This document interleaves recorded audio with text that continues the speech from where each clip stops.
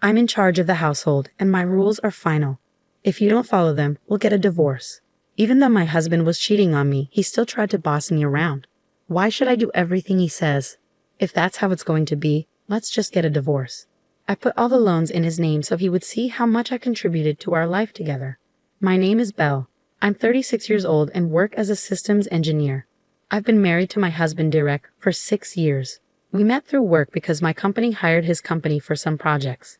When I was working for his company as a temp, he was very nice to me. We started hanging out outside of work, dated for a while, and then he proposed.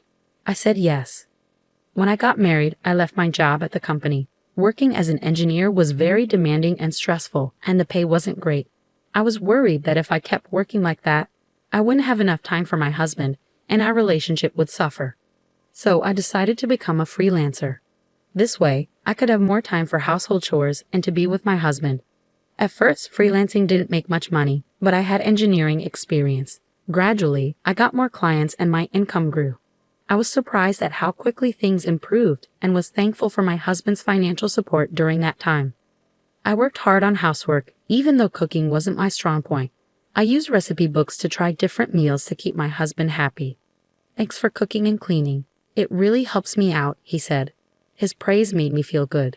In the beginning, we respected each other and had a happy life.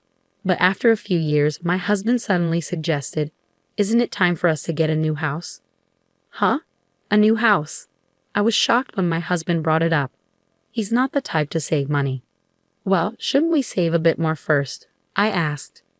"What are you talking about? I earn a good income, don't I?" Yeah, but we haven't had any financial issues since we got married," I said, even though I wanted to mention that it was because of my income too.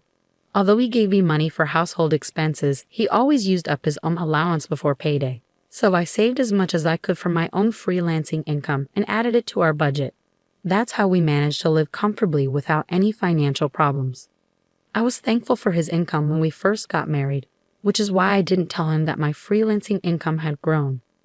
I didn't want to hurt his feelings by revealing how much I was actually making.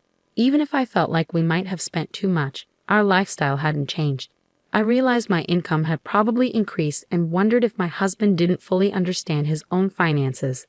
I was surprised by his excitement about building a new house, and I didn't know how to stop him. "What kind of house are you thinking of?" I asked, trying to find a way to build something affordable while considering his preferences. But he kept adding more and more features. "If we want to include all of these, the house will be very expensive," I said. "It's not a big deal. It's a once-in-a-lifetime purchase, and my income should cover it, right?" he replied. I was puzzled about how he came to that conclusion. I regretted not telling him about my increased income and decided it was time to do so to help him understand. "Derek, about the household expenses, I actually contribute a significant amount from my income too," I said. For some reason, he didn't believe me. "Come on, don't be so slow about this." "I'm not lying," I insisted. I wanted us to buy a more affordable house, but my husband didn't listen. He used his salary to take out a loan for a house that was stretching our budget. At first, I thought we were managing our money well, but over time, his spending got out of control. He started buying expensive clothes and watches and went out drinking every night with his colleagues. Even though he worked extra hours to cover these costs, his spending was hard to ignore. Despite all this, he was determined to build a house, and eventually he managed to do it. "Wow, this is a really nice house," I said. "A house is a clear sign of success, isn't it?" he said. He was right. The new house is amazing. It's spacious, beautiful, and comfortable. My workroom is bigger now, so I can fit a large desk and work more comfortably. This has made me more productive, and I'm thankful for that. But I'm still anxious about our monthly mortgage payments. My husband doesn't seem to understand that we're paying off a long-term loan every month. The house is in his name, but he tends to overspend, so his account is often empty. Because of this, I have to transfer my income into his account just to cover the mortgage. I'm getting frustrated with him, so one day, I decided to talk about it. "Don't you think you've been spending too much lately?" I asked. "I need you to think about things like the mortgage for the house," I said. My husband frowned and replied, "What are you talking about? We've been living normally since we bought the house." "If that's the case, then there's no problem. You're just stressing over small details. And isn't it because you manage your money poorly that you're short? That's not my issue. What? Wait a minute. I'm always trying to save money from the daily expenses with the money you give me, and I'm also using my own earnings to cover the mortgage and other costs. So please don't talk to me like that. What's your problem? Besides, the amount you're contributing isn't that much, so don't act like it's a big deal. The one who earns the most is the best, and that's me. Don't try to give me advice, my husband said, trying to shut me down. I was shocked by how my husband had changed. He used to be kind and caring, but now our relationship felt strained. We barely talked, and sometimes we didn't even greet each other. He worked overtime more than ever and came home late at night. I started to question if it was okay to continue living like this. We were just coexisting under one roof without meaningful conversations. Maybe it would be better to get a divorce. But if there was a chance to fix things, I wanted to try. After thinking it over, I decided to take the first step and reach out to him. But my efforts were crushed when I saw him in town one day. I had gone out to buy a birthday gift for a friend. It was a weekday, so my husband should have been at work. But instead, I saw him in town, dressed casually, walking with a young woman I didn't recognize. I was stunned and immediately thought he might be having an affair. To find out the truth, I hired a private investigator. After about 3 weeks, I got the results and went to the detective agency. It turned out my husband was indeed having an affair. The woman was his colleague, and their relationship had been going on for about 2 years. I finally understood why my husband had started spending so much and coming home late. It was because he was having an affair. I was furious, especially after all the verbal abuse he had directed at me. He was the one being unfaithful. I felt foolish for trying to protect his feelings and our marriage. I decided to stop doubting and take action right away. When I rushed home, my husband was sitting on the sofa watching sports. I stood in front of the TV and laid out the evidence of his affair in front of him. "Explain this," I demanded. At first he looked surprised, but his expression quickly changed. "Oh, that's Meg. She's my new wife." "New wife? What are you talking about?" "Well, now that you know, there's no point in hiding it. Unfortunately, you're no longer needed." "What are you saying?" "Frankly, I don't need you in my life anymore. But Meg doesn't want to do housework, so you can stay and take care of that for her." "What? Are you out of your mind?" "I would never do that." When I said that, my husband's face turned red with anger.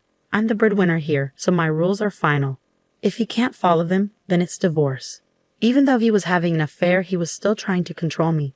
Why should I listen to him? "Fine, let's get a divorce." "Huh? You had an affair, so we can't stay married. Let's just get a divorce." He was surprised but soon agreed. "Okay, but don't come crying to me later. But you need to help me change the names on the utility bills and the car loans we just took out."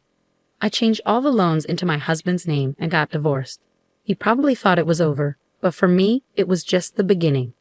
You should realize how much I supported you. The day after the divorce was finalized, I was already settling into my new apartment. Then, I got a bunch of calls from my ex-husband. Since he hadn't paid me any compensation yet, I hadn't blocked his number. When I answered, he sounded flustered and said he needed to talk. I reluctantly agreed to meet him at a cafe, but he showed up with his mistress. "Well, you two seem to be getting along. What's this about?" "Why didn't you tell me?" I asked. He looked upset and said, "Every month I'm getting hit with a huge amount for loans. Why are the food expenses, car loans, utilities, and everything else so high? What are you trying to do by leaving all that on me?" "I divorced you and moved out, so it's only fair. I don't have any other intentions," I replied. "Shut up. This is fraud. I'll sue you," he said. My ex-husband and his mistress glared at me, holding each other's arms. They both blamed me, but I couldn't accept their absurd accusations. "It's your fault for not understanding the situation. I showed you the documents, didn't I? The house loan was in your name, so it's only fair you pay it. I've been transferring the necessary money into your account. How could you, with your small income, cover all that?" As someone with a poor grasp of the situation, I explained calmly. I was working as a freelance engineer and making around $200,000 a year. "Is that true?" he asked, clearly shocked by how much I was earning compared to him. It didn't matter if he was surprised or not. What mattered was that I hadn't received proper compensation yet, so I planned to pursue it through a lawyer. "Are you trying to swindle money from us?" he demanded. "I'm just claiming what's rightfully mine." "I'll also be making claims against your mistress," I said. I received compensation from both of them for the emotional distress they had caused me. My ex-husband's mistress was devastated to find out he wasn't using his own money to pay for the loan. The next day, she disappeared from his life. Their affair ended just like any other when the money ran out. Now my ex-husband lives a lonely life, struggling to pay off his loan and make ends meet while commuting between work and home. He's facing the consequences he deserves, but he couldn't handle it and started spreading news about his affair at work. His mistress claimed he was abusing her, leading to a messy quarrel. Since neither of them was credible, no one believed their claims. His financial troubles worsened, and he was eventually demoted and received a pay cut due to his inability to focus on work because of his mounting debts. It's all his own fault, and frankly, he brought it on himself. As for me, I was nervous at first when I moved into my new high-rise apartment, but now I'm enjoying my life here.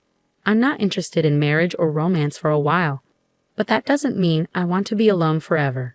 If I meet someone in the future, I hope we can build a supportive relationship based on what I've learned from this experience. For now, I'm focusing on working hard and making the most of my time for myself.